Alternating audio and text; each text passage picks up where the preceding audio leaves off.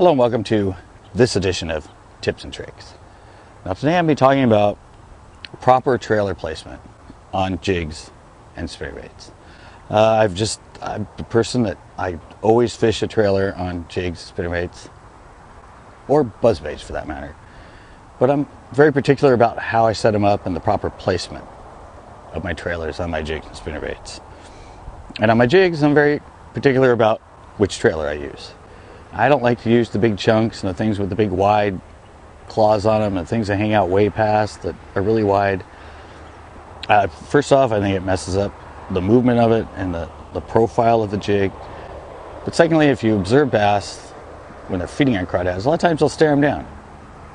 When that crawdad has its claws out, they won't eat it. Second that thing puts its claws down and starts to move away, that's when they'll eat it.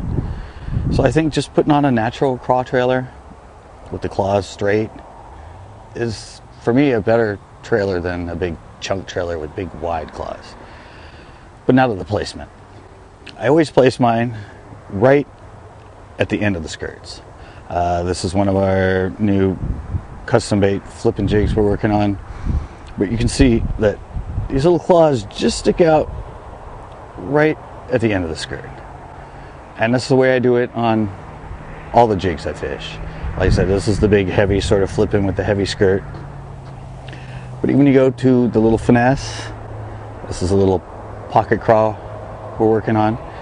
But you'll notice that the claws stick out just past even this little finesse skirt. Now the only time I differ a little bit is when I go ultra finesse. This is another CCB custom bait working on a little ultra finesse jig, little 1/8 ounce bullet head on it. And if you try to put a big craw trailer on it, it overpowers it. So when I go light with these little finesse, I like to put on a little, this is one of our blade worms we're working with, or some sort of straight little paddle tail worm or a robo worm or something like that.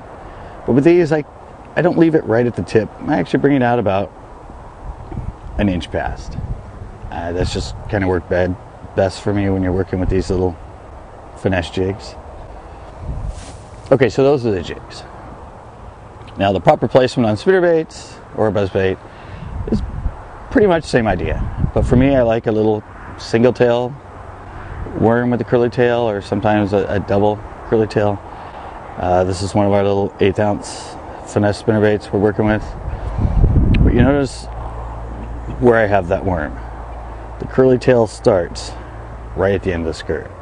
That way the tail is just kicking right behind the skirt. When the skirt is in the water and it's all low profile, it looks like the little tail fin of the fish swimming.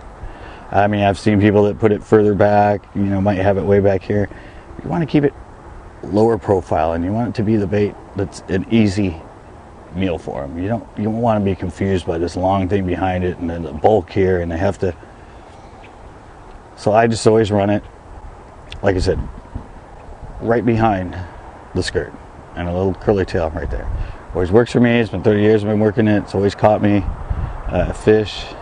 And that's just the way I feel a trailer should be set up properly on jigs or spinnerbaits, or in fact buzzbaits. I hope this helps. Until next time.